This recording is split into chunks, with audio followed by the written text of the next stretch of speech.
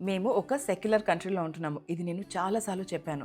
మేము ఎలాగైతే మా ఫెస్టివల్‌ని సెలబ్రేట్ చేస్తామో, అలాగే మిగతా రిలీజియన్స్‌ని వాళ్ళ ఫెస్టివల్స్‌ని అన్నిటిని రెస్పెక్ట్ చేస్తాము. అండ్ మా అర్హాన్ చిన్నగా ఉన్నప్పుడు క్రిస్మస్‌ని నేను గ్రాండ్‌గా సెలబ్రేట్ చేశాను. ఎందుకంటే అది మా అర్హాన్ ఫస్ట్ క్రిస్మస్ కాబట్టి అందరి కోసం గిఫ్ట్స్ అలా తీసుకొచ్చాము. అలాగే మా ఆమిర్ పుట్టిన తర్వాత ఆమిర్ ఫస్ట్ క్రిస్మస్. తను 6 మంత్స్ అయిన సందర్భానికి ఇంట్లో మేము క్రిస్మస్ ట్రీని సెటప్ చేశాము. అది చూసిన వెంటనే మా పిల్లలు ఫుల్ హ్యాపీ అయిపోయారు. అండ్ మా ఎవ్రీ మంత్ రిచువల్ లాగా ఈసారి కూడా మా ఆమిర్ బర్త్డేని సెలబ్రేట్ చేసినాము. అంటే 6 months birthday which is half birthday. ఎంతమంది దీనిలో బిలీవ్ చేస్తారో చేయరో నాకు తెలీదు.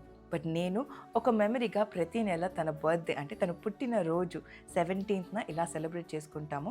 చిన్న హెల్దీ కేక్ తెచ్చుకొని నేను మా పిల్లలు మా ఫ్యామిలీ మొత్తం చక్కగా కేక్ కట్ చేసి దాన్ని సెలబ్రేట్ చేస్తాము.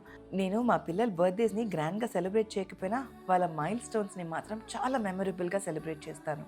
This is something I love doing. And మా పిల్లలు చక్కగా వాళ్ళ కేక్ని ఎంజాయ్ చేశారు. ఆ తర్వాత మేము సెటప్ చేసిన క్రిస్మస్ ట్రీతో పాటు చక్కగా కొన్ని పిక్చర్స్ క్లిక్ చేసుకున్నాము. అండ్ మా ఆమిర్కి నేను క్రిస్మస్ థీమ్లో డ్రెస్అప్ చేశాను అనమాట.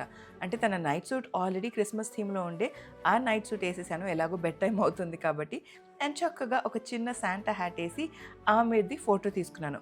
ఈ ఫ్లాట్లో ఏదైతే నేను ప్రతి నెల వాడుతున్నానో నేను అర్హాన్ టైంలో తీసుకున్నాను. దీన్ని కింద ప్రోడక్ట్ ట్యాగ్లో ఇస్తాను, చెక్అవుట్ చేయండి. అండ్ దాని తర్వాత మా డేని మేము పిజ్జా పార్టీతో ఎండ్ చేసాము.